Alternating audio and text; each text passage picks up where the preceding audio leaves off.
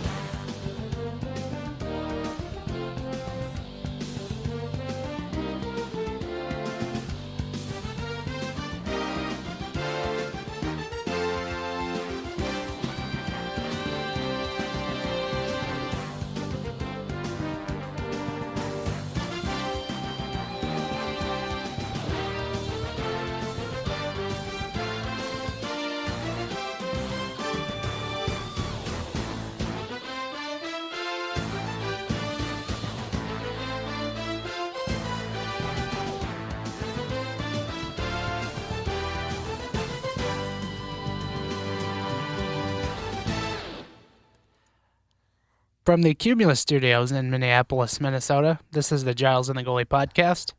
My name is Giles Farrell, and across from me playing 90s ESPN music is Ben Remington. Hello. Ben, we are back in studio after a couple weeks over the internets. Yeah.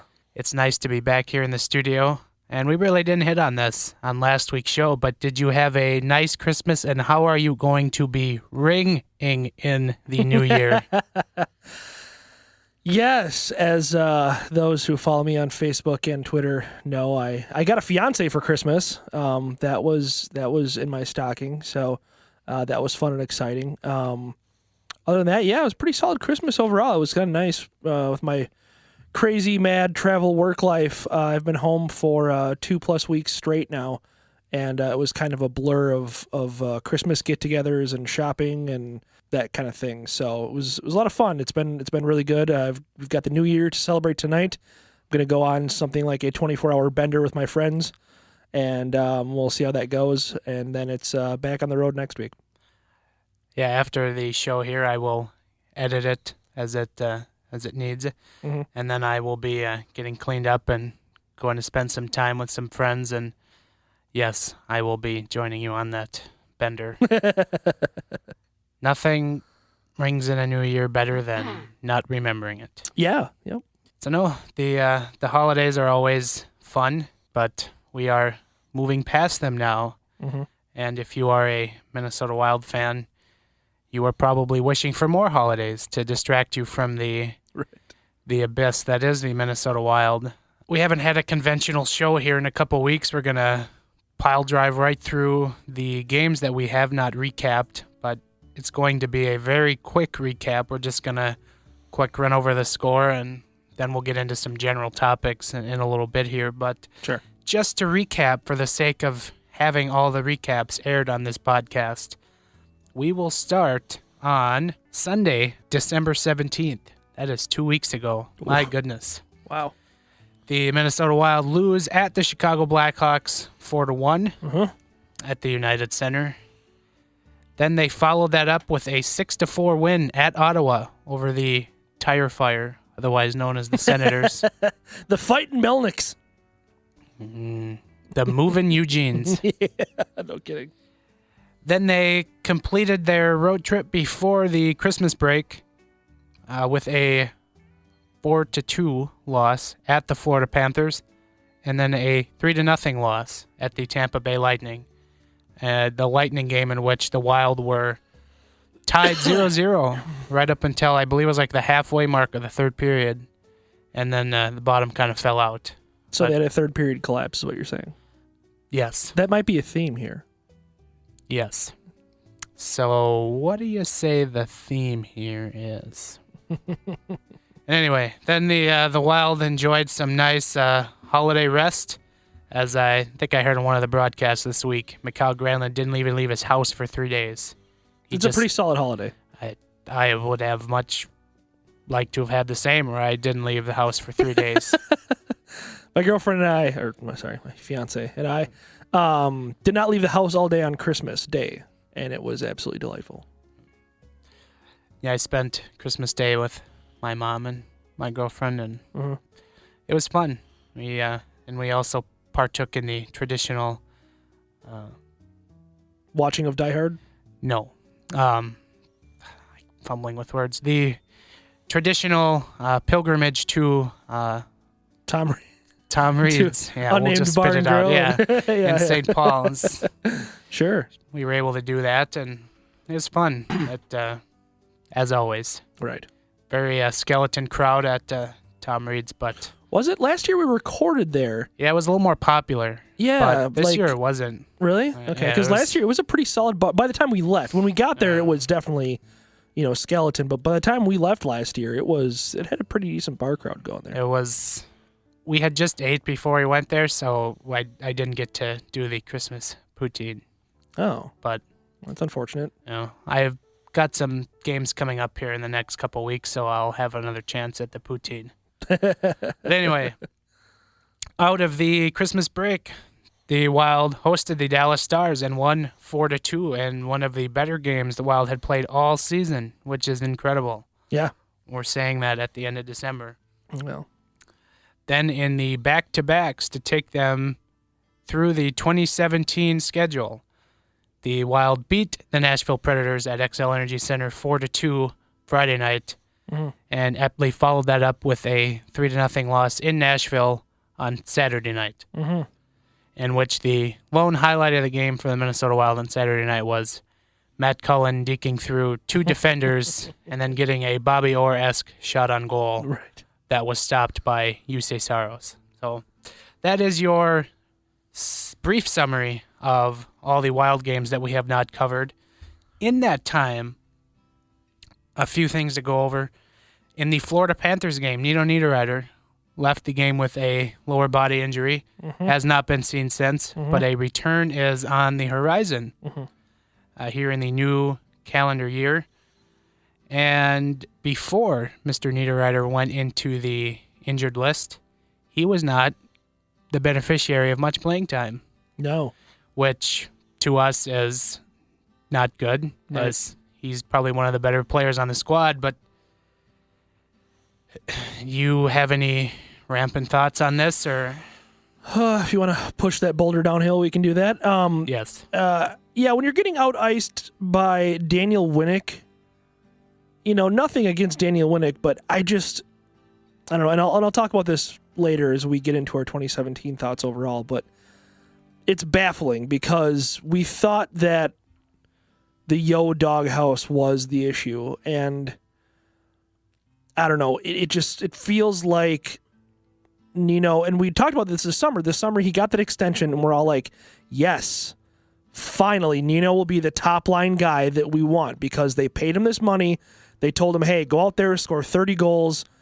You earned this. You need to, keep earning it, essentially. We gave you, $5 million a year or whatever it was.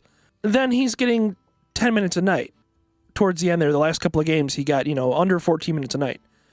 And it's like, I don't know. I'm really at a loss for words for it. I don't understand. I mean, I will say, in Boudreau's defense a little bit, Nino hadn't been super productive during the month of December. He hadn't really torn it up the way that he did in November. He had a really good November. December, he hadn't, he scored one goal, a fistful of assists, but that's about it. So if you purely want to look at points, maybe that's an argument, but we're beyond that. It's 2017. We're not just looking at how many points a player is producing and determining ice time from there. In his last 4 games before the Panthers game, which he left injured, the ice time for Niederreiter was 14:49, 13:31, 11:50, and 14:23. Not exactly what you want to see, and as you said, getting out iced by Daniel Winnick is never a good thing. No. So, as I said, Niederreiter expected back here sometime this next week, which will coincide with our next topic.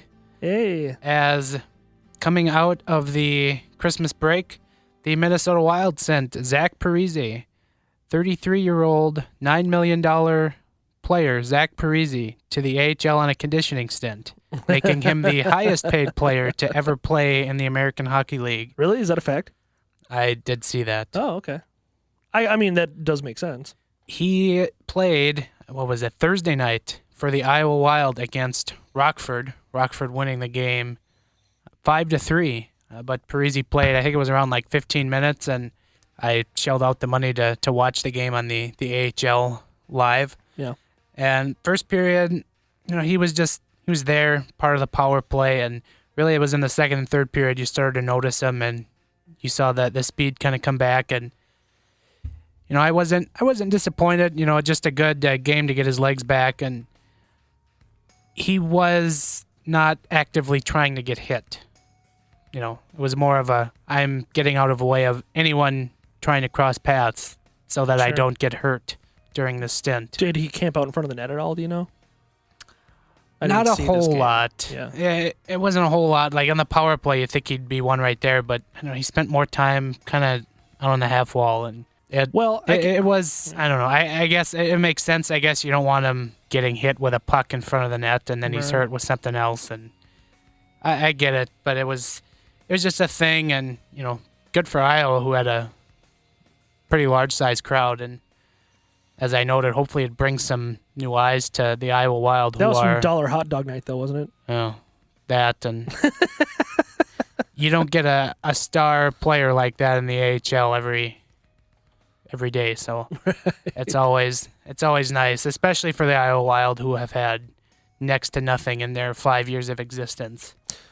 Yeah. But no, Zach Parise expected to return to the Minnesota lineup here this week along with Nino Niederreiter, and both believed are slated to come back January 2nd. Yeah, that'll be huge. I actually named them both in my Stars of the Month for January on zonecoverage.com because I feel pretty confidently in Nino having a good bounce back. He missed a lot of October, as I mentioned in the article, and bounced back and had a really good November. And Parise, maybe that's more wishful thinking on my part, but I do think if he is 100% healthy, like they say he is, and it seems like he's taken his time coming back, it doesn't seem like he's rushed coming back. He's been skating for a couple of weeks now. Hopefully he is 100% healthy, and hopefully, that means that he's going to be able to contribute to this team. So yeah, it'll be good to give the Wild a little bit more depth down the lineup. But yeah, for sure. So instead of having 2 good lines, you now have 3 decent lines. But my concern is still you have a 4th line in which, you're going to be having your pick of what players you want to toss in the lineup on that 4th line. But I still have this worry that the 4th line won't be good enough because we've never really been given anything from the bottom 6 at all this year. Yeah. And my other concern is Joel Eriksson-Ek will be a staple of that 4th line with whatever boat anchors are on his wings. I could see him centering the 3rd line. And then the question is, at what point do you call up Luke Cunnin? Or do you call up Luke Cunnin with the team finally healthy? I mean, he obviously saw a lot of playing time while Niederreiter and Coyle and Parise were all out. But is he going to get any playing time now? I mean, he's going to have to play his way out of Iowa versus, getting an injury call up now. And then I think you end up with seeing maybe a situation where Eriksson-Ek finds his way to the 4th line. But all in all, not that it's like the greatest thing in the world, but I'm a little excited, and I know some other, our friend Tony at Hockey Wilderness has mentioned this too. Finally, Eriksson-Ek is going to get some line mates worthwhile. If right away they saddle him with Nino and Parise on his wings, yeah, especially with how he's played here in the last week and right. change. I think he's been very strong, but as everyone has noticed and everyone has noted, you and I and Tony and everyone in the Wild blogosphere, he's had boat anchors on his wings this entire season. He's been strapped with any combination of Foligno, Stewart, Winnick, Mitchell. He doesn't have a lot of talent around him. And no offense to those players, I think those are fine 4th line players, but people are wondering why Eriksson-Ek isn't producing points. Well, wow. It doesn't take a rocket scientist to figure it out. So I'm actually looking forward to the return of Parise and Nino almost as much for Joel Eriksson-Ek as I am for the entire rest of the hockey team. That is what to look forward to here in the upcoming week. With that said, the upcoming schedule for the Minnesota Wild this week is a favorable schedule, one that they should probably take advantage of and not dilly around. Dilly. I feel just- shame for It putting just that finds in its there. way into Yeah, everything, just- doesn't it? I've been so out of touch. I had to look that up at Christmas when that was being said. I was like, what is dilly dilly? Have you not watched TV in the last month, or? I don't listen to commercials. Okay, well, I watch hockey and that's it. So, well, it's on during hockey. That's. yeah. You think I watch Well, anything besides sports? If Ask you're, Rouse. we did that last week. Yeah, exactly. If you're like me, you've gotten pretty good at just tuning out the audio of Wild telecasts. That's a fair point. Except for the last week when West Walls was on the broadcast. I think missed it was that game. I think it was, It was Dallas. Yeah, I missed that. And game. I noted that in the post game recap, and Oh, it's so glorious. I when he's was- on there. I was very much in favor of West Walls, and we talked about this a few weeks back. But Uh-huh. my goodness, just the fact that I can learn something is so nice. But Yeah. anyway, the week ahead for the Minnesota Wild, they play Florida on Tuesday, January 2nd. Then they play the Buffalo Sabres Thursday, January 4th. The annual Sabres January turnaround game. Hopefully. Buffalo will be coming off their Winter Classic, Oh yeah, Game. True. which, as we record, will be tomorrow. Uh-huh. Are you excited for it? Not at all. They were doing the practice outside today, and the NHL and NBC Twitter accounts were going nuts over it, and I'm just sitting there like, great. I don't really care. Yeah. I may turn it on tomorrow. Well, May. and, yeah. The thing is they've saturated so much with these outdoor games, which I get because you can't wait 30 years in between an outdoor game in each market.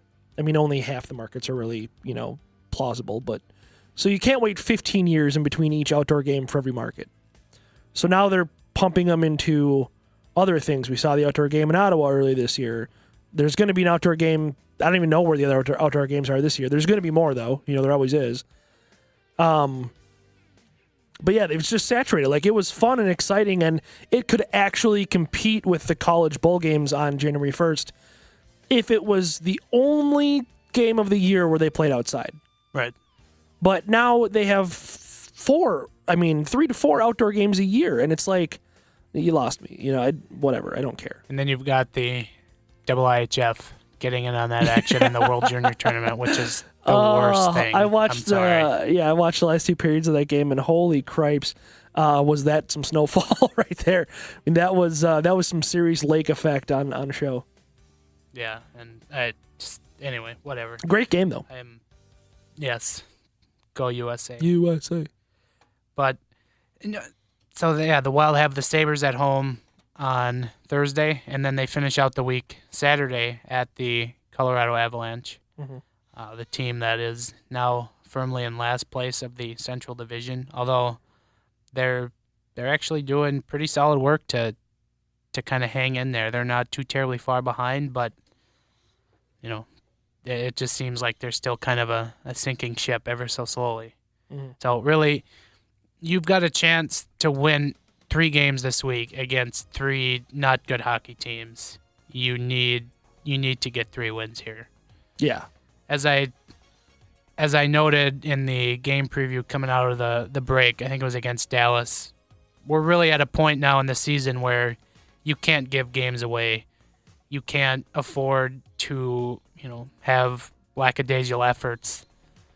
And if you want to be in a playoff spot, you got to start putting consistent stretches of winning together. You can't, win a couple and then lose 3 in a row anymore. Right. We're out of time with that, especially with how stacked the Central Division is in terms of teams competing for a playoff spot. Right. There's no time for that anymore. I mean, you really have to basically win 2 out of 3 every week. Right. Basically what they're looking at. I mean, they're technically in a playoff spot right now until the Ducks and Blackhawks play later today and can bump them out. But they're technically in the last wild card spot right now at New Year. Or if at worst, they're going to be 1 point out. So, they are close, but you can't just kind of tread water and hope that at the end of the season everything's going to go fine. I mean, we've still got a lot of season to play, and there's still a lot of things that can happen. But you have to start really making hay now. Now the team is theoretically fully healthy, 100% healthy as of the 2nd. Dubnyk also came back this last week. Yep, hopefully. Now it's, excuse time is over. You have to turn into that 106-point team again, aside from the one in March. You have to turn into that team that you were last season for, 5 out of the 6 months you played. As we record here on December 31st, Minnesota Wild holding the final wild card spot in the Western Conference, which, if the playoffs started today, would earn them a playoff spot in the Pacific Division bracket against the Vegas Golden Knights. Imagine that. I didn't even think about that, but yeah, that's absolutely correct, and that's really funny. That would be wonderful. It anyway, really would be. They are 1 point ahead of the Anaheim Ducks, 2 points ahead of the Chicago Blackhawks, 3 ahead of the Calgary Flames, and 4 ahead of the Colorado Avalanche.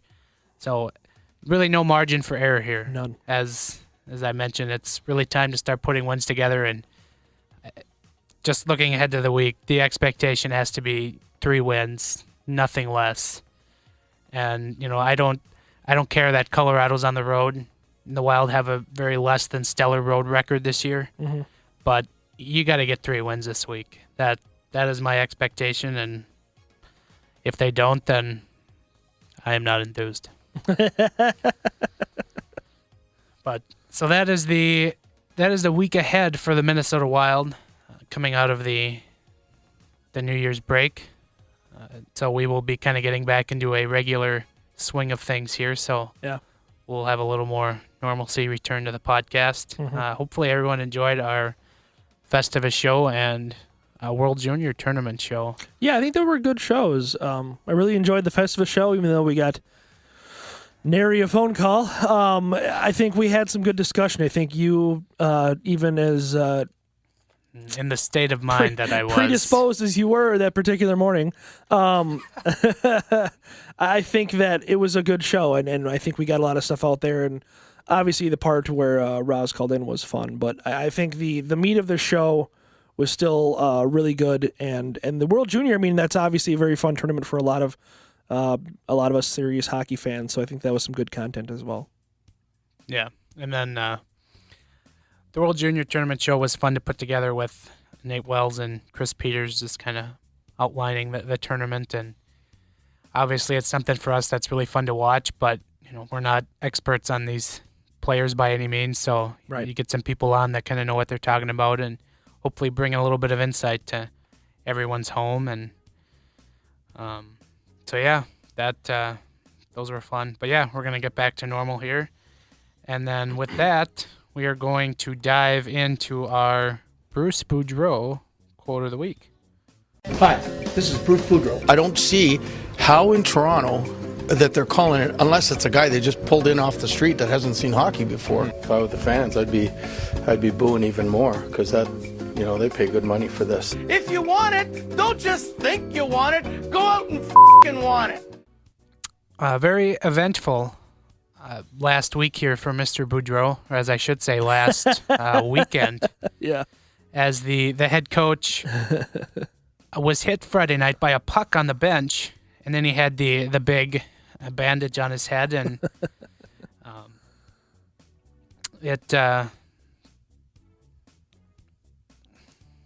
I lost my thought. But yeah, after the game, obviously Boudreau was just his normal self, and took it upon himself to whip a joke about it, and there were several jokes that we saw about it, so we're going to kind of fire these off here. Not all are from the coach, but it's worth pointing out it is coach related. But the coach himself said of the situation, he says, "Oh, I'm fine. I was watching the game, so I don't know how many stitches they put in." And then Michael Russo tweeted out, somebody just walked up to Kevin Gorg prior to Saturday's game asking where his bandage is. And then Matt Dumba added on the situation. That's the identity of the Minnesota Wild right there, blocking shots. Right. I think we lead the league in it. Yeah. Yep. Which, it's funny because Boudreau blocked a, quote, shot. Right. But that's also not a good thing. Right. That they lead the league in block shots. Yeah. Well, But anyway. it's good and bad. Yeah, I think it was funny that he threw Chris Stewart under the bus, saying that Stewart ducked, and that's the reason why he got hit. Yep. He says, I think Foligno was trying to get it out, and Stewart ducked. Yep. There's video proof of this. So, but not by me. Right. Anyway, so that is your, I don't know, that's kind of your Boudreaux quote of the week. As I don't know, I'm hoping we turn a corner here with these quotes. Like, I haven't really had one where I went, that's hilarious. Well, they're all funny. I mean, that's a hell of a lot funnier than you're getting out of Mike Yo, and I think that's the point. My company line, yo. I'm not going to say that we didn't play well, but I don't think we played very good. All right. So, nope. That was your quote of the week, and yeah, we will be returning to that here regularly as well. So, Right. There you go. All right. Since it is New Year's Eve, or as we record, it's New Year's Eve. Everyone will probably listen to this in the new year. Yeah. Fun to look back on some things from 2017. I was listening to another podcast on the way here, and they kind of just looked at top NHL storylines from the last year, and I thought that may be a good thing to do in Minnesota Wild related fashion, since we have the seemingly market cornered on Minnesota Wild.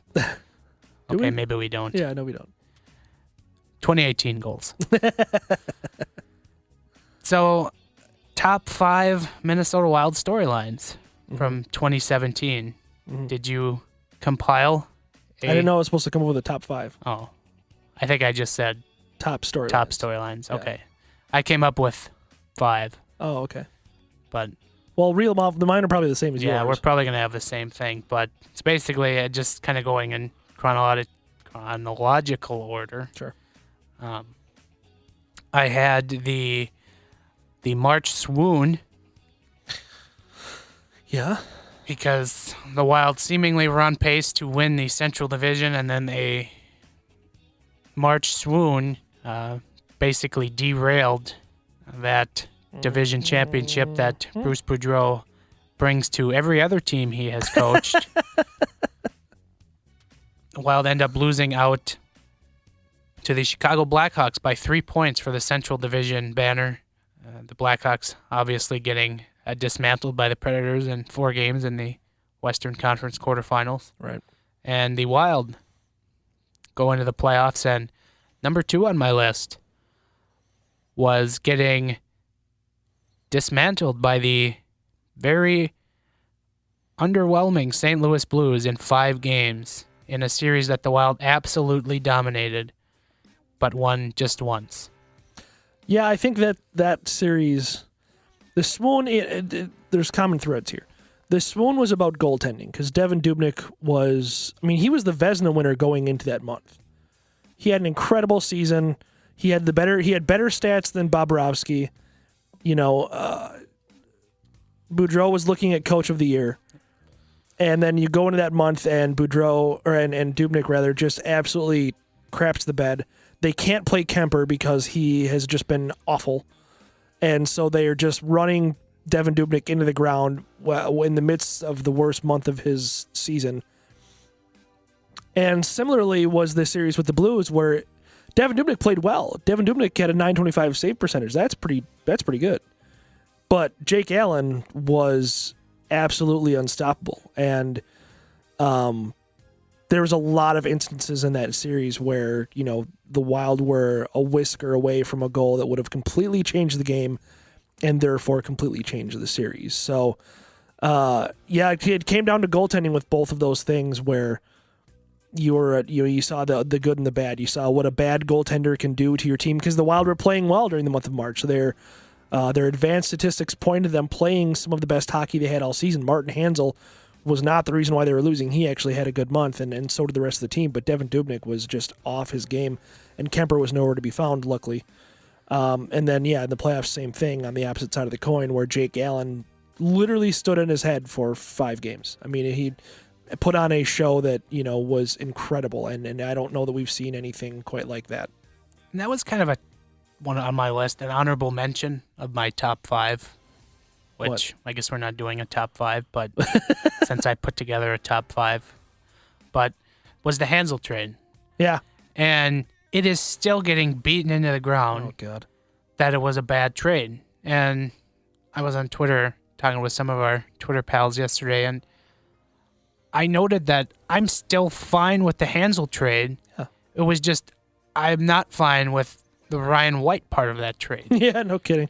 As Ryan White offered nothing to me, and realistically, he played about 3 games before I was done with him. Like, I gave him a chance, and yeah, there was that goal in Chicago where he just kind of gave up on a play because he took a penalty, and then on the delayed penalty, he just completely quit, and then that ended up in the net. But the Hansel trade, to me, was fine. Martin Hansel did exactly what he was supposed to do, and then he provided offense. He had 13 points, I think, in the 20 games, and you couldn't have done much more from him, but for whatever reason, everyone pushed the whole he wrecked team chemistry narrative and blah, blah, blah. But as you said, the March swoon was about goaltending. 100%. And if the Wild get good goaltending, they win, probably half the games that they lost, and then they win the division, and nobody cries wolf about the Hansel trade. Yep. To me, if anyone pushed team chemistry, it was Ryan White, who shoved Jordan Schrader, a serviceable NHL player, out of a spot in the lineup. Yep. And Schrader offered a little bit more offensively than what Ryan White does. He offered something offensively, yeah. Yes. So, yeah, I think people point to that trade as a criticism of Chuck Fletcher, and look, we have plenty of criticisms of Chuck Fletcher. There's a lot season. to go around. There is plenty. That we're coming to that. That toast is well buttered, but so look at at the time they made that trade, obviously they were in the divisional lead or only a point or 2 out, I think. Look at it and imagine. Just imagine a very slightly different scenario where the Wild either the same exact thing happens, they end up number 2 seed, whatever, and they play the Blackhawks in the second round and the Blackhawks mop the floor with them. Then the narrative is Chuck didn't make any moves to help us beat the Blackhawks. Right. And so that's why I was always fine with the Hansel trade. Did they overpay for him? Yeah. I mean, yeah, maybe, but at the same time, part of that, and both of us talked about this when that trade was made, part of that was keeping Hansel away from the Blackhawks. Who were interested who were in very him. much after him as well. And so there was a little bit of defense there. How much would you pay to keep your top rival from getting a player that will help their team? And then add on to that, how much would you pay to get that player yourself? So, was a first and a third too much for Martin Hansel? Sure it was. But if it was just a single first, it would have looked a little bit better. And if you would have paid just a third to keep him away from Chicago, suddenly that trade makes a little bit more sense. So I didn't hate that trade at all. I thought it was a perfect move for the time that it was made. And did it work out in the end? No, it didn't, because the Wild crapped the bed. But Martin Hansel had nothing to do with any of that. He was a good player for them down the stretch. And what's funny now is he is an absolute injury-riddled player for Dallas. He's had a brutal year for Dallas. He was completely fine with the Wild for the 20 games and then the playoffs. And you talk about the price they paid. Also, you're paying a real premium for the top center on the trade market. Right. So he was the top forward on the trade market. He was. So you are paying a steep price already, and then to keep him out of the hands of your divisional rival and the team you are most probably going to play in the second round of the playoffs at that point, you're going to pay a steeper price. And I was fine with it. I had just the Ryan White part of it, not so fine. But so that was a storyline. And then, you had the Wild losing to the Blues in 5. And, Chuck Fletcher didn't exactly take a torch to his hockey team like a Stan Bowman did. But Chuck Fletcher, as we have come to see here in the 3 months of the season, did almost as good a job as Stan Bowman did of, setting fire to his bottom 6. Yeah. As the first of which, in my biggest storylines, was the expansion draft. Yeah. That everyone was looking forward to. And at the time, we thought the Wild were getting off pretty good here because they sent in their protected list. Matt Dumba, Eric Stahl left unprotected, so obviously we knew Chuck Fletcher was going to swing some kind of a deal to keep them on the roster. And he did, as he sent Alex Tuck to the Golden Knights for them to select Eric Halla, who was then signed to a 3-year deal. And since we have come to see that Eric Halla producing at like a .85 points per game clip, and then Alex Tuck is taking that next step, and it's something very much the Wild could have used in really in any part of their lineup at this year from both of them, and well, they didn't have that. And the thing I now take away from the expansion draft was protecting Jonas Brodin over Matt Dumba, which is a huge foul, as I'm just very underwhelmed with Jonas Brodin at this point. Like, he just does nothing for me anymore. Yeah, I'm 100% with you. And I wrote about this at the end of this summer, where had I gone to do it over, I definitely would have exposed Jonas Brodin, and I would have let him walk. And, you were still running some risk there with, Eric Stahl being exposed. And I think that's, obviously you might end up having to burn a pick on basically talking to Vegas and saying, hey, are you going to take Brodin? And if they say, no, we're going to take Stahl, then you make a deal. Then you say, okay, well, can you take Brodin? And, given that he's, 7-8 years younger than Eric Stahl, I think that's not a terrible idea for Vegas. So, but yeah, I would have absolutely exposed Brodin and let him go. I know this organization, for whatever reason, loves Jonas Brodin, and maybe none of us will ever understand it, and maybe that's ultimately one of the flaws that takes Fletcher down. But I mean, that has to be, the expansion draft was very all-consuming for the summer. I mean, it was even something we wrote about it almost the entirety of last season. We were writing about it. So definitely a huge storyline for 2017, and definitely a huge turning point for this franchise. And don't look now, but there's probably going to be another one sometime soon here. Something that's just kind of maybe flying under the radar here is, as I brought up before, is the Wild's over love of their own draft picks. Jonas Brodin and maybe Matt Dumba, but I don't know. I just don't get the whole sticking with Jonas Brodin, and it baffles me. Yeah. Like, even at the time, we wondered aloud why you're protecting Jonas Brodin over Matt Dumba. Right. But I mean, handedness alone, it didn't make sense.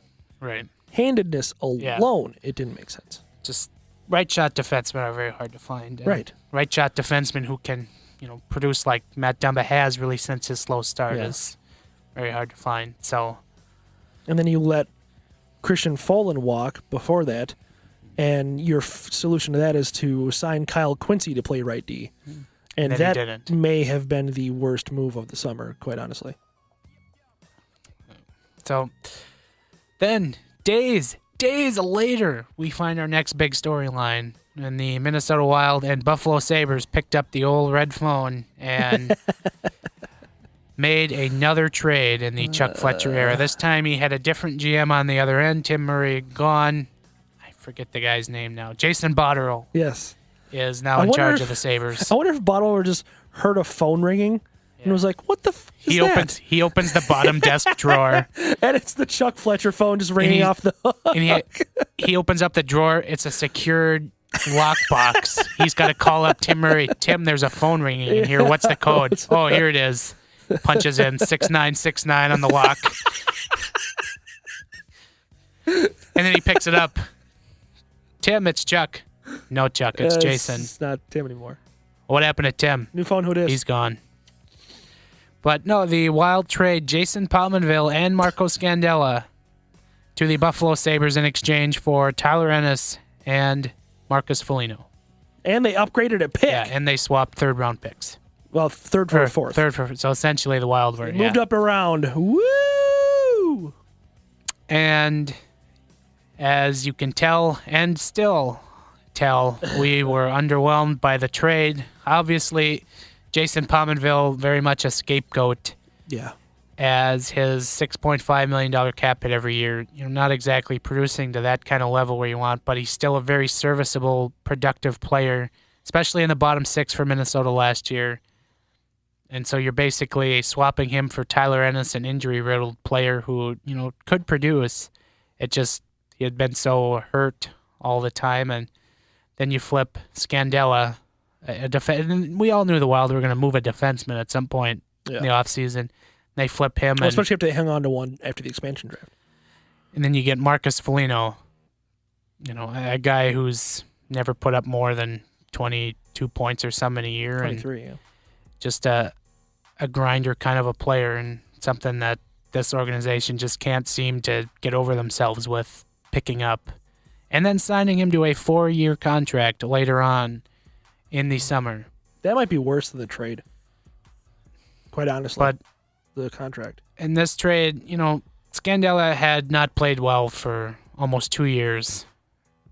And, like I said, Pominville was a very productive player, not producing to the $5.6 million cap hit level, but he was still producing at a very good clip. And everyone just kind of had it in their head that, he was bad and could never score and blah, blah, blah. But if you actually looked, he put up a decent amount of points. And I think I noted that at the end of last year when you look and you go, everyone rags on Jason Pominville, but look at all the points he racked up. Yeah.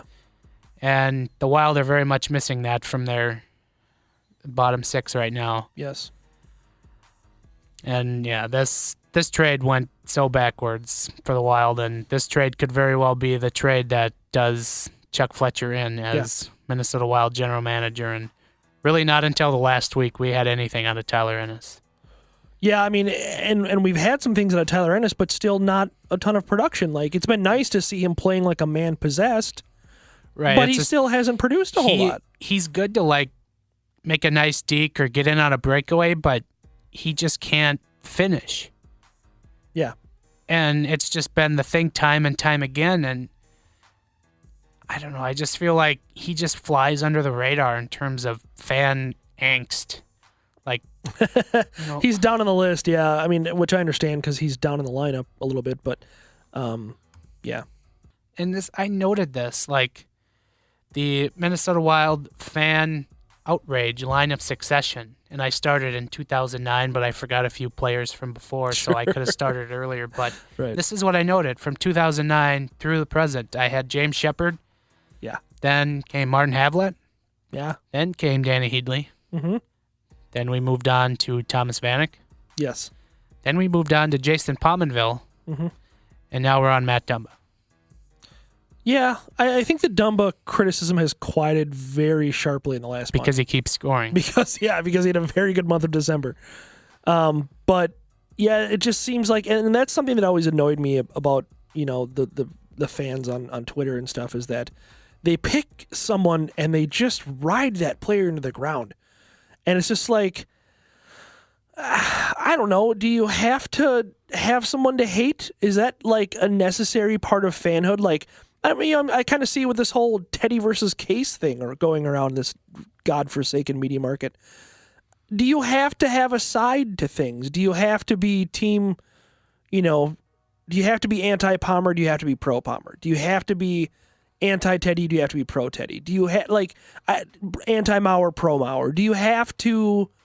Why do we have to pick a side? Why do fans feel like they absolutely have to be on one side of things? I don't understand that. And that's 100% what feeds into those scapegoats, what feeds into those whipping boys, is that kind of mentality. And I don't get it. Yeah. I always look at the glass half full. I try to find positive in things. And, here in the last month and change, I'm slowly turning into a glass half empty kind of guy with the Minnesota Wild. But in sports, I still try to find the glass as half full, and except for the Vikings, I can't. I'm not jumping on the bandwagon yet. I'm sorry. They're 13-3, and they seemingly have a good team, but I'm throwing crap at the bandwagon. Yeah, I'm right there. I just want to keep retweeting my tweet from October when Kai Forbath kept missing field goals. I was like, the season ends on a Kai Forbath missed extra point. Oh, I'm sure it'll be easy to find when it happens. Yes. But anyway, so the other big storyline I had, just from this year, 2017, or I guess I should say that 2017-18 season is the Zach Parise injury, having the microdiscectomy surgery on October 24th after missing all of training camp, the preseason, and the start of the regular season. After he seemingly was going to be ready to go, and then all of a sudden he couldn't, feel a leg, and he's got to lay down just to eat dinner, and Jesus Christ. Now he's over 250 days of not playing a meaningful hockey game, and we seem to be closing the book on that number here pretty quick, but that's really been a big story as, having a major kind of back surgery. Well, I guess maybe not major, but, still when you're talking about nerves and plates and relieving pressure and whatnot, that's your spine. Yeah, that's major enough. And, it only takes one cross-check to the back to re-aggravate something. And so it'll still be kind of a storyline in 2018, unless he can, stay healthy. Otherwise, this is going to be a recurring thing now. Yeah, I think that was a pretty huge storyline. It'll be interesting to see what he is going forward. I mean, we saw Joe Mauer never be the same again after his concussions that basically had to move him out from behind the plate.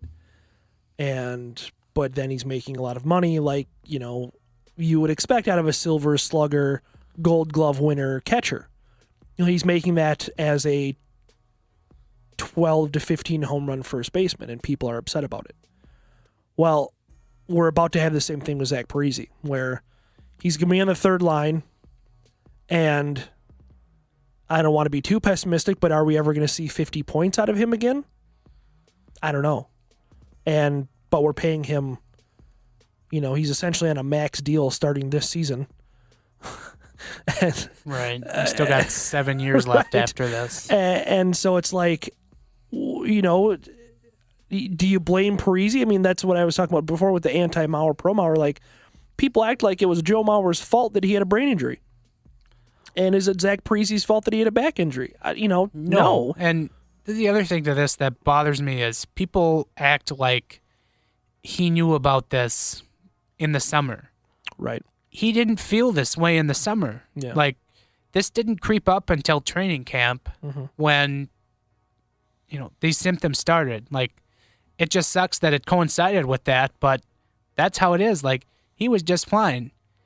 And then these symptoms crept up, and then they got worse, and then he took care of it. And he'll be back this week, obviously, but, there was no pre-existing thing that could have been detected at the end of April when the Wild were bounced from the playoffs. Right. So acting like he should have had this mythical back surgery for a non-existent problem then was going to solve the problem. But yeah, it's a really slippery slope and a really tricky situation because we don't know how much was known ahead of time. And obviously he wasn't feeling this way, before, but yeah, it's tough. It's a tough situation all around. So, but huge story, obviously. Right. So, I don't know. Those are my kind of big storylines. Did you have anything else, or did we kind of hit them all? Well, one thing that I thought of, and maybe it's a little bit deeper than a storyline because it really wasn't talked about much, but, in 2017 we saw a lot of things, and something that I, kind of take away is it's grown 2017 has grown a fair amount of doubt in me in Bruce Boudreau. Ooh. Yeah, because we still saw a swoon out of this team in 2017. Up from the beginning of the season in 2016 until, like you said, March even, it was roses. This was the best Wild team ever at the halfway point. They still end up with 106 points, which is a tribute to how good that first half was. But he wasn't able to coach them out of a slump. And yes, it was all goaltending, but I mean, he's had bad goaltending everywhere he's gone. He's had inconsistent goaltending. I shouldn't say bad. He's had inconsistent goaltending. At what point does that become part of your legacy a little bit? Like, we can put that on Bob Mason, and I do put that on Bob Mason a little bit, as not one of his strengths probably isn't pulling goalies out of a slump. But Boudreau, I think, has to take a little bit of ownership of that too. And then this season, this team has been marred by injuries to start the first half. Absolutely, not decimated, but just this side of decimated by injuries. But we've still seen them struggle more with consistent efforts than with missing players. This team had good depth still. I mean, Chuck Fletcher did his best to, as you said, kind of, mutilate the bottom six this summer, but this team still had good enough depth where they were winning games without some star players, but they were losing games because of inconsistent efforts. So it's just kind of instilled a little bit of a concern in me that he's not what we think he is. We thought that Bruce Boudreau was the best coach ever, because statistically he was, but he doesn't have an Ovechkin here. And say what you want about the Duckwads, but Getzlaff and Perry are good players. It just, he hasn't worked miracles with this team, and that's what they hired him, knowing they had a good roster, hoping he could work a miracle, and he hasn't worked said miracle. You know what I mean? Maybe it's a little bit to the effect of this roster isn't good enough, and I think there's something to be said for that. And we talked about that trade and Chuck Fletcher getting fired, and if he does get fired, that trade is probably number one on the list. But, if he's as good as some people think he is, or as we thought he was when he was hired, he should be able to overcome that. And we haven't seen that yet. So that's an underlying storyline of 2017 that I thought of. And ultimately, Bruce and this era of the Minnesota Wild are going to be judged on how they do in the playoffs, if they can even get in there this year. And there still is obviously a lot of hope that they can, but that's still ultimately where they're going to be judged. And we sit here and we worry about the Wild right now, but if they still get in, then that's ultimately where we're going to judge them. But those were our big storylines of 2017. And as we look ahead to the calendar year of 2018, we opened up the floor to our lovely listeners, and we asked the question, what New Year's resolution would you like the Minnesota Wild to make? And I put that out there with the caveat of, please just don't respond with win more hockey games. Let's say something a little more constructive than that. Let's be original a bit here. Yeah. But we did get actually a decent amount of responses from this one. So the first of which from NH, better roster and lineup decisions. We have Derek Peterson, our friend. We're going to try to get back on here in 2018. Right. He says, smuggle a certain somebody out of a certain place. Wink, wink, nudge, nudge. Yes. Couldn't agree more. Send in the Navy SEALs. Yes. Send in the Green Berets. And that even got a reply out of Serious Mashup. Oh. From Calaspo, I think I'm saying that right. Caspo? I hope I am. Caspo. I hope I'm saying that right. Anyway, he says, they say, to figure out how to properly execute an on-man rush, i.e. doesn't end with a shot over the net or no shot at all. Yes, yes, yes. That is a very good one. Mm-hmm. From Gabriella, cool it with the penalties. My God, yes. Mikko Koivu is your penalty minutes leader on the Minnesota Wild this year.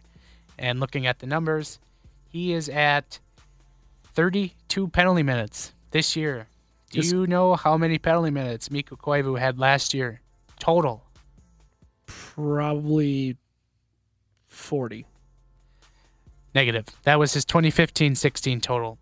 In the 2016-17 season, Mikko Koivu had 34 penalty minutes. We are approaching the halfway mark of the 2017-18 season, and he is already at his penalty minutes total. Awesome. Of last year. So great. We got Gretchen, play a full 60 minutes every night. Even the Tampa game played 57 plus minutes, not enough.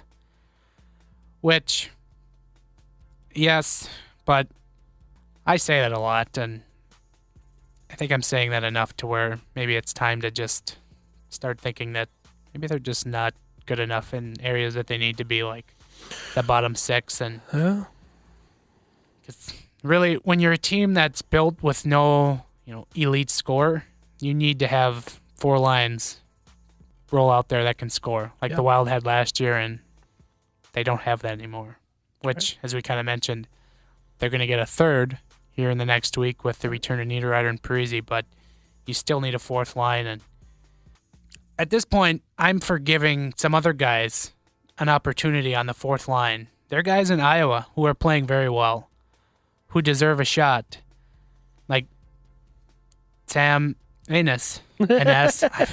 Annis. I should know that. I got Mason in my head right now.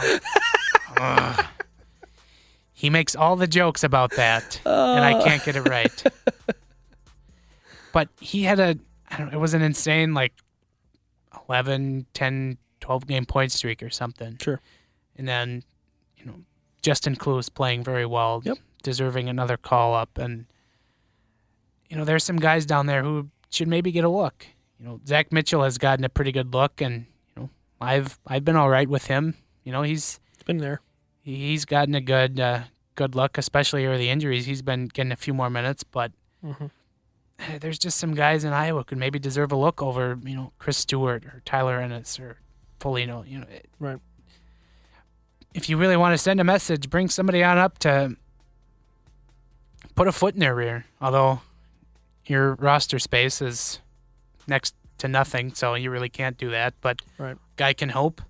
Yeah. From Ben Gordon, please stop taking/making deals for bad contracts, and please just let the young birds fly. Cough, Cunnin. It's fair. Yeah, I would like to see a return of Luke Cunnin. Maybe that would be filed under the, guys deserving of a call-up as well. I can't believe I forgot about him, but Serious Mashup has a few replies for us as always. First of which is draft Rasmus Dahlin. Oh my goodness. Good luck with that. Second reply, move your legs, shoot the puck, and don't dare let Chucky swing for the fences at the deadline. Well, I'm with the first couple on here. Move your legs and shoot the puck. The Wild do get a little lazy at times where they're just kind of standing around, whatnot, and focusing a little bit more on puck possession would be nice, as they are the worst puck possession team in the National Hockey League.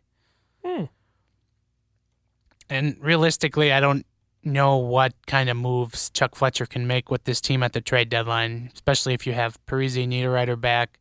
You're at, full strength.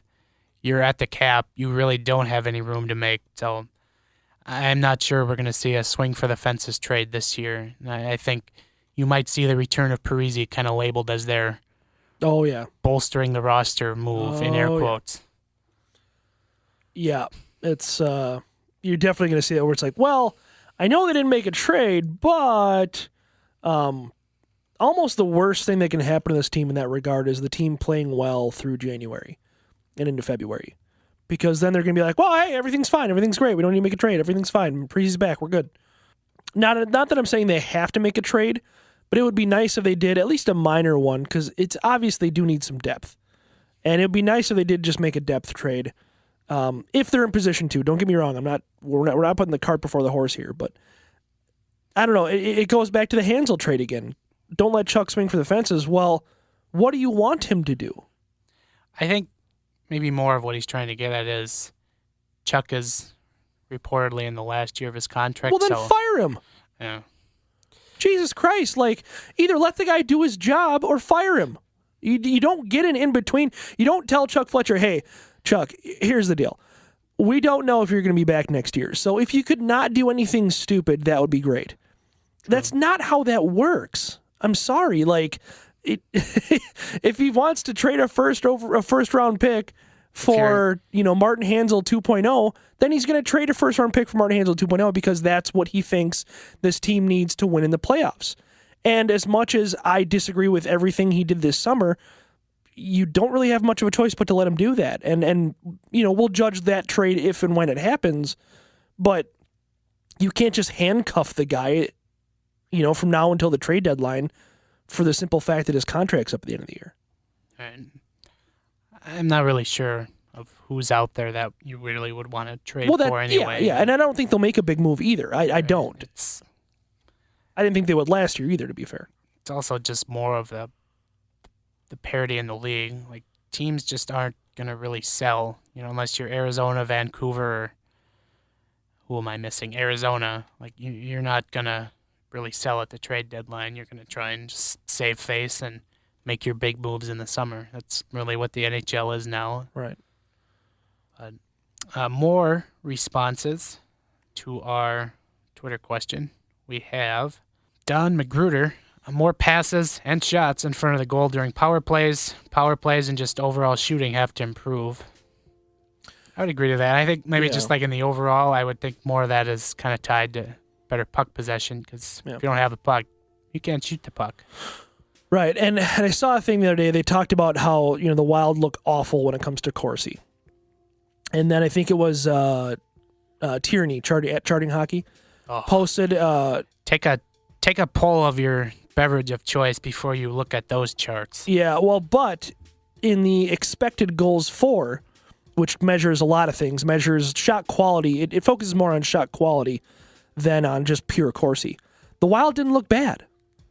And so what he came up with, and then somebody corroborated later, was the Wild are getting hammered in shot attempts, but their shot quality is still good because the shots they're getting are good, and then the shots they're giving up aren't very good, but they're giving up more shots. And then someone else shot a graph back at that saying, here's a graph of shots by defensemen, and the Wild are dead last in the league. Dead last in the league by shot attempts by defensemen. And that's something that I've been harping on. And I know those are low percentage shots. I get that. But I still feel like there's enough offense created off that, especially when you've got a guy like Dumba back there. Spurgeon, doesn't have a terrible shot. Ryan Suter apparently has a shot hard enough to hurt Nino Niederreiter. I mean, and also, people cite those being low percentage shots, but when you get a deflection on those shots, where is that shot charted from? It's not charted from the point where the shot originated. It's charting from where the deflection is. And that's a high percentage play. So I would love to see more of that. More shots from defensemen. From Kelly Riley, put Joel Eriksson Ek on a line with anyone who isn't Chris Stewart. We talked about that. We agreed to that. Very much agreed. We got from @Sinker, work on offensive zone entry, develop some passing chemistry, and score less own goals. That wouldn't hurt. That's a good one. The Wild leading the league far and away in own goals this year. My goodness. Poor Gustav Olofsson has been sent to the gulag for the amount of own goals he's scored this year. What is it with Swedes? Him and Brodin. We have more Swedish own goals than Swedish meatballs.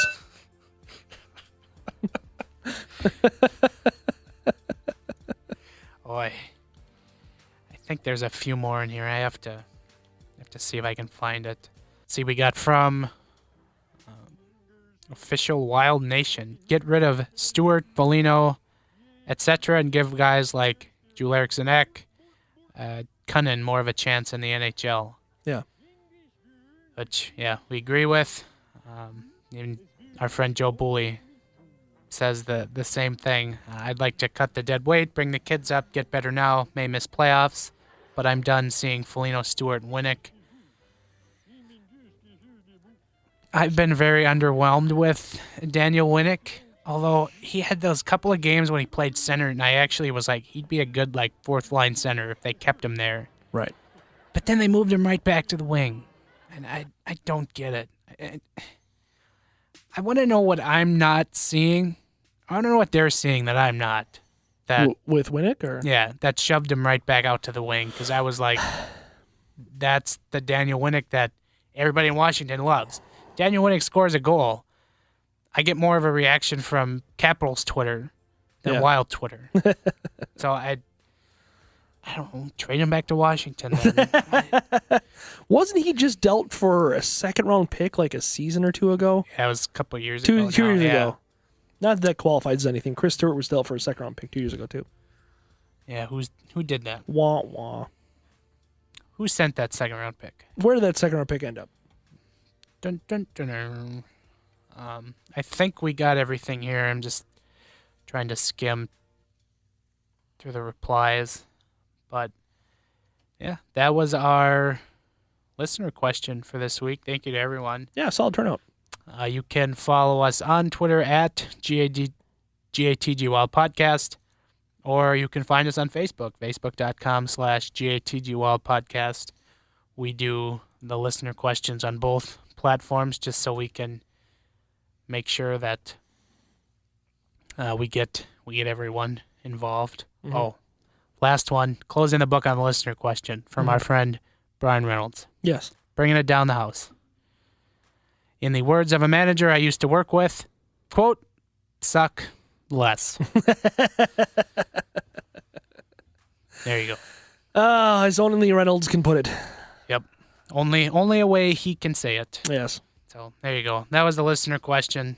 Again, thank you to everyone for punching in, and we'll continue to do those here in the next year. Yeah. Some have done well, some have done not so well, but some have done pretty well. More have done pretty well. I think Yeah. there was just the one that... Yeah, the Christmas one flopped straight on its face. Yeah. It was just that we should just steer away from fan interaction around the holiday season. Yeah. It doesn't go well We for learned.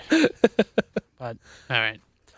Weekly wager, I think, I don't know. We didn't make one last week. We were Yeah. busy I don't know if there's arguing with Tom. I don't know if there's anything pressing you want to make for this week, but since we do have 2 jerseys to run over, we could punt on it again until next week. And I still haven't tallied the scores yet. Yeah, and you still haven't. I still owe you a week of a Twitter name. True. You I still I keep forgetting about I that. still can't. Yeah, that shows you how much I remember the weekly wager. I forget everything. So Yeah, well, that's all right. I still can't believe Matt Dumbus scored twice in that one game I to know. win it. Good God. We got to find a way to. That was a proud moment in 2017. After Ben mops the floor with me in just about any other kind of bet, Yeah. I got to take the little victories. Yep. Well.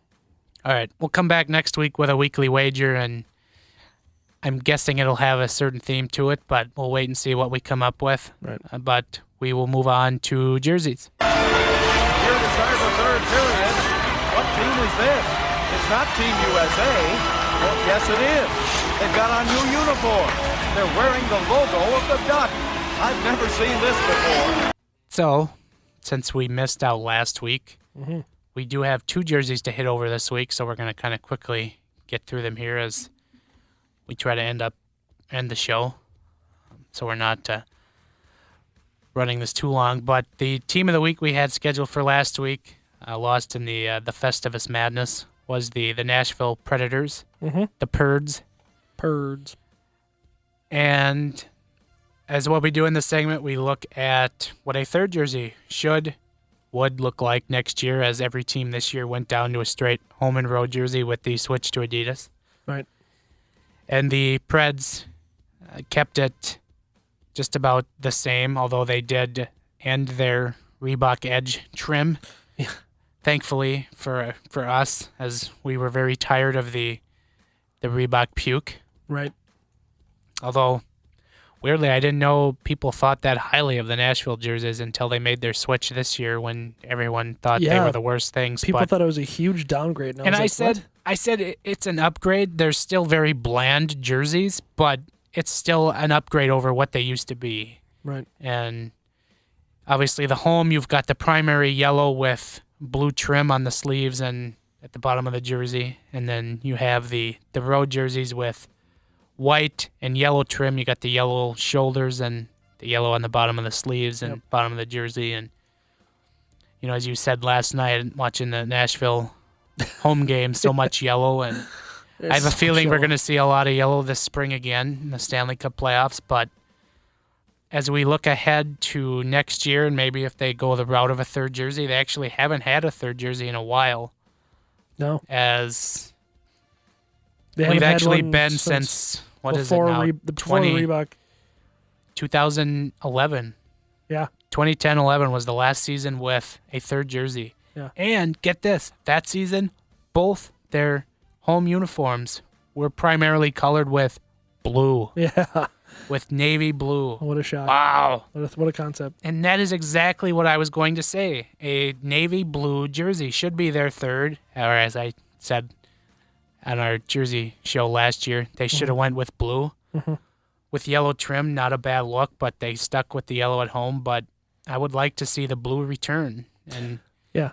even just, kind of flipping the script on their home jerseys. You go primary blue with yellow and having the Predator head on the crest. That would look all right to me. But Yeah.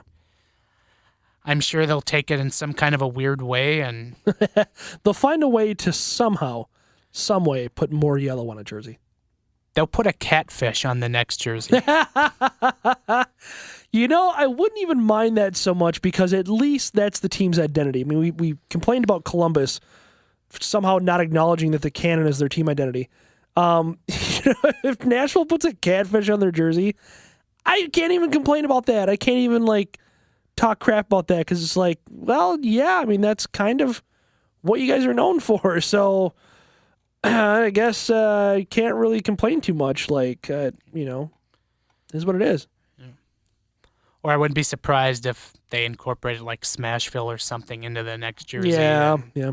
Guitars. I don't know. Everybody seems to be split, going another hockey Twitter split on Nashville fans. You either love them or you hate them. Oh.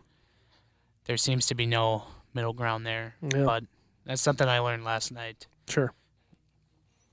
So we're both in agreement here. Navy should be the color I'd of love to see it. the third jersey for Nashville next year.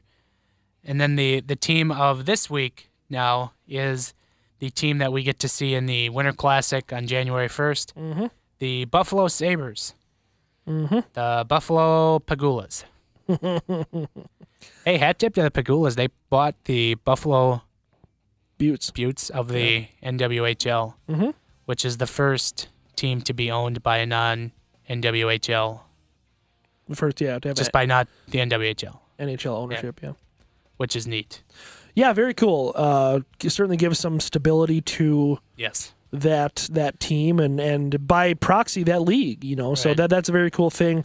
We'd like to see the NWHL grow a little bit and having rock solid ownership no matter what criticisms you have of the Pagulas, and I there's was going to plenty say, to as go much as I around. love to slam them for the Penn State and the end of the WCHA, Right. it's very nice to see them step in and Yeah. hopefully help the NWHL take a next step. Yeah. So, but anyway, Buffalo Sabres, man, do they have a jersey history that we have very much in depth gone over, and Yes. the late 90s, early 2000s has Ben's favorite hockey Oh, jersey, so beautiful. as I recently saw in a Twitter photo. Yes.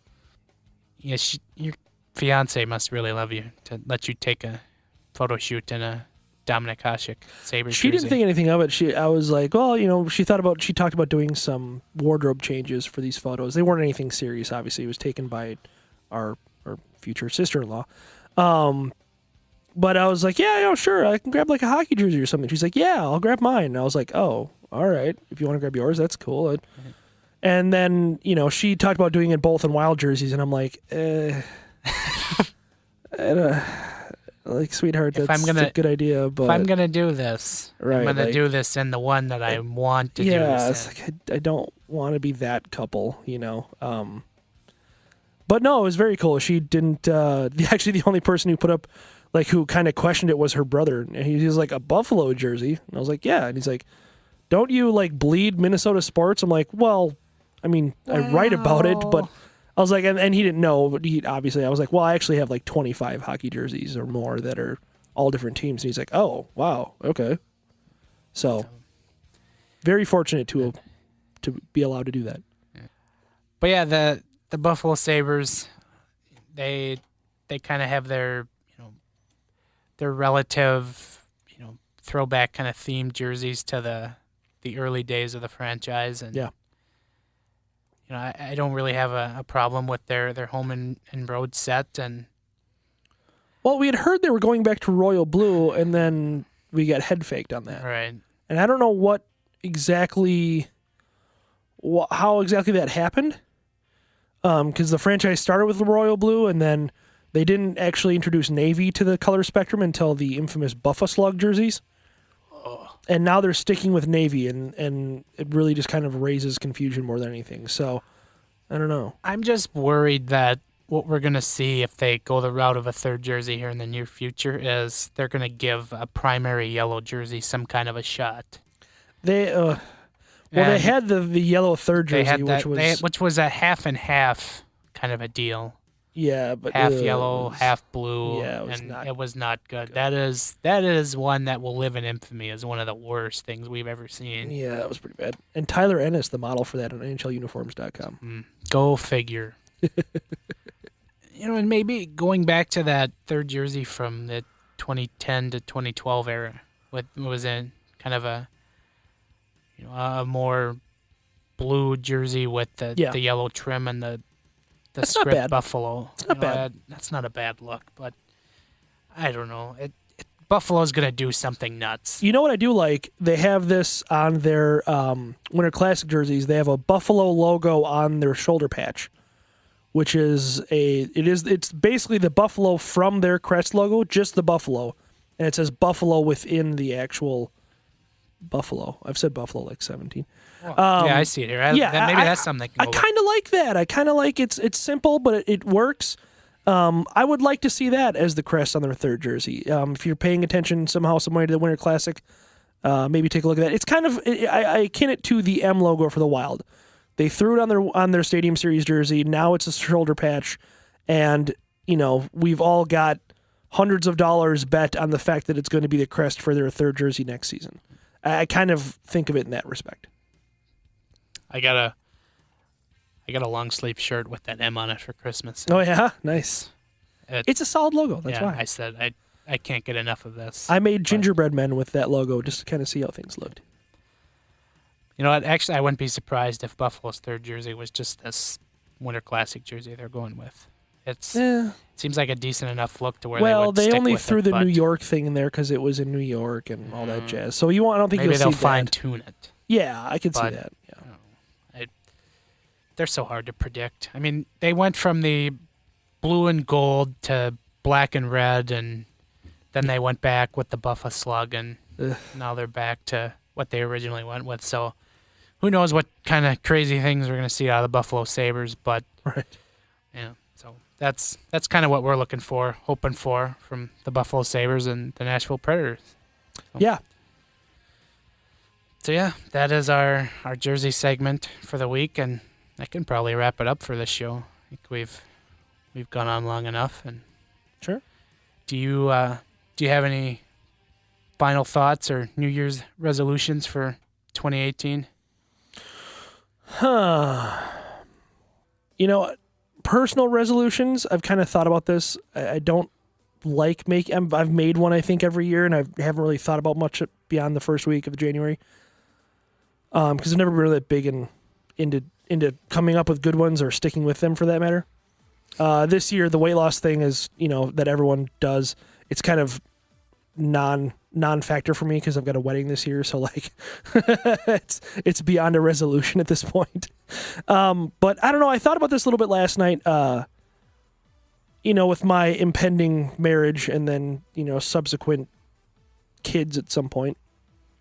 I thought about next year's resolution for me is going to be to kind of be the father, to be the example that I want my kids to have.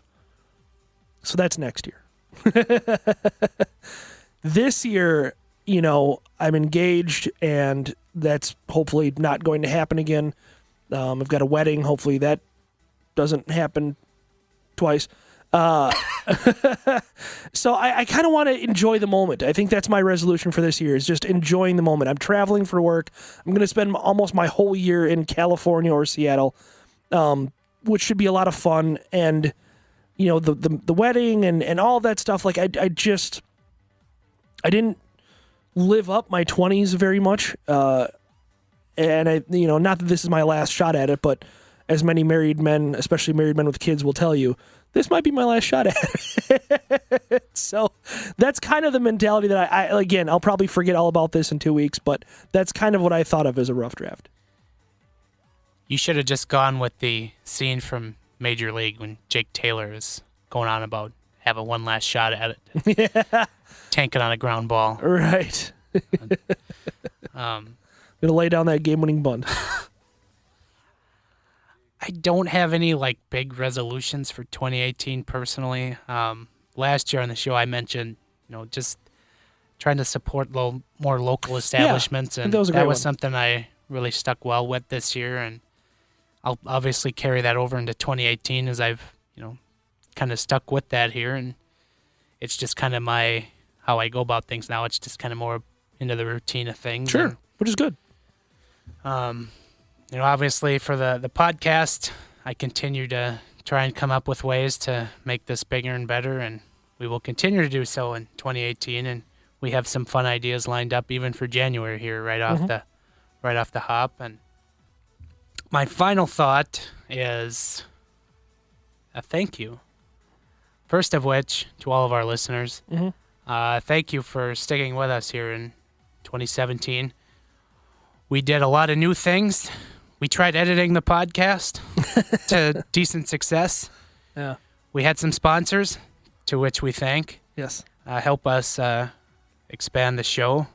We shattered our records time and time again, which we do appreciate. We will try again to do that in 2018.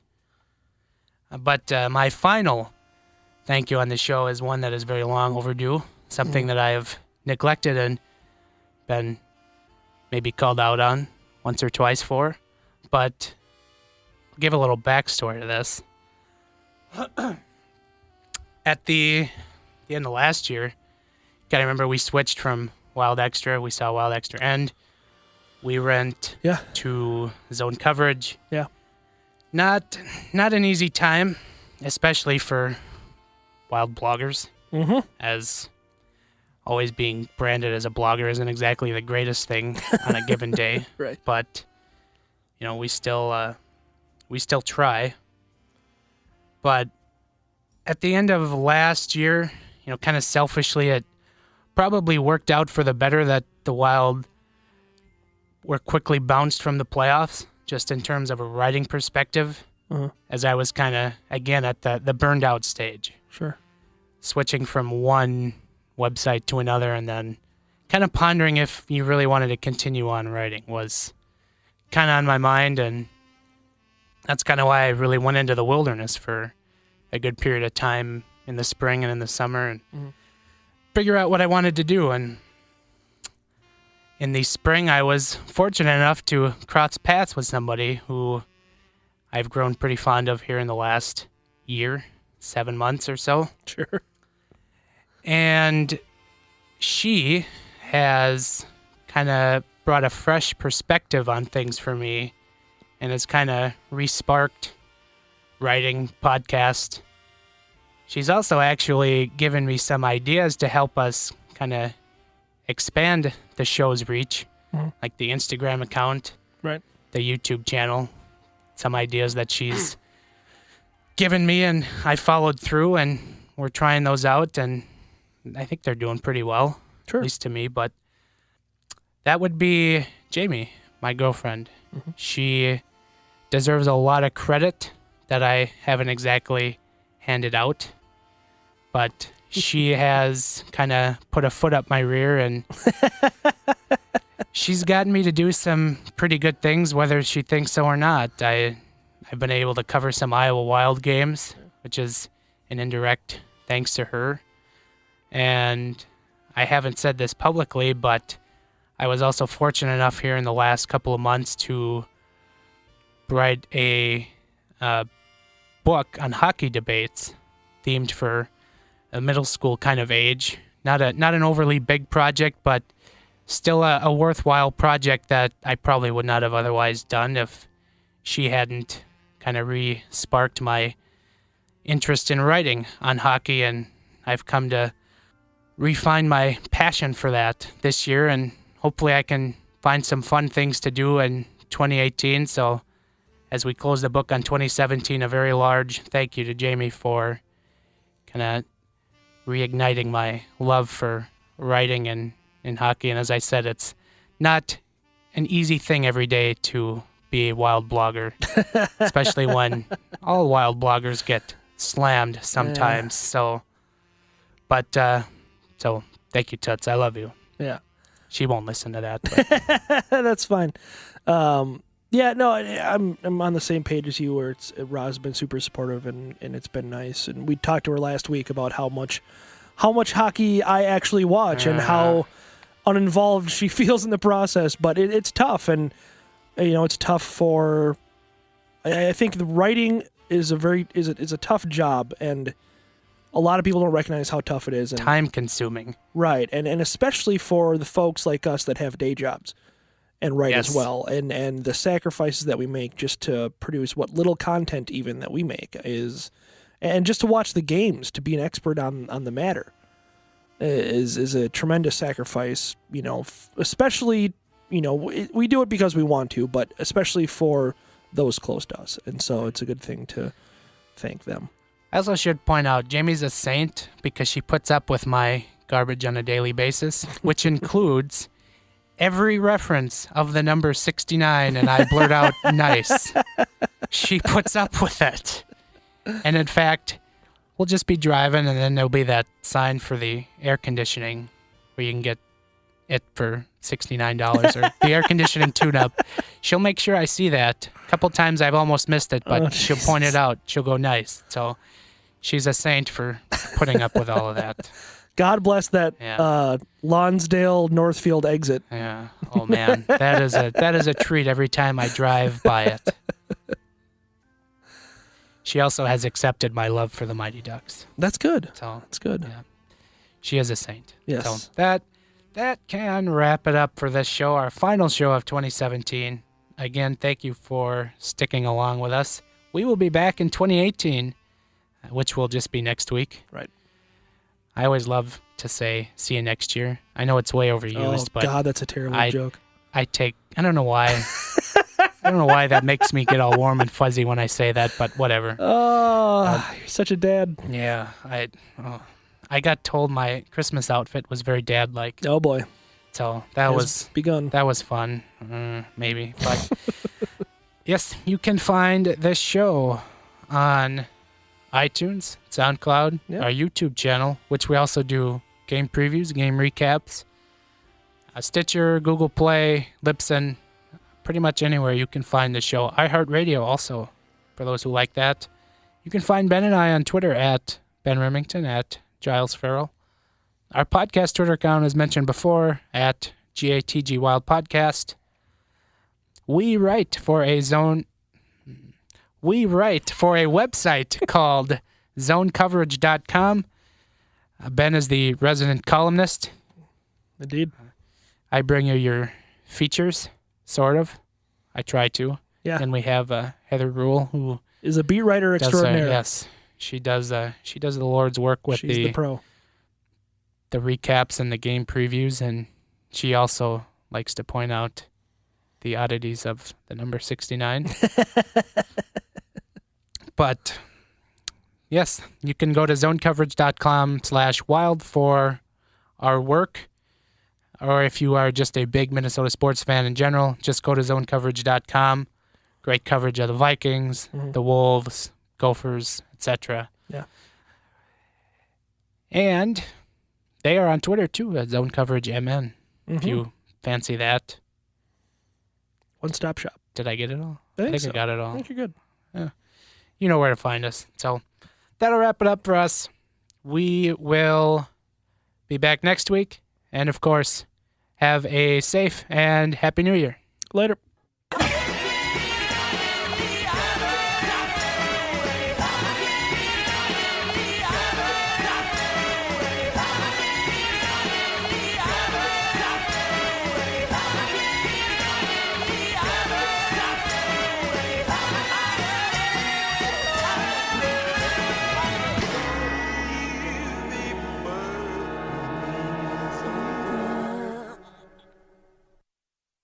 It's not resiliency. You're making it sound like we're good. That's all. I'm done.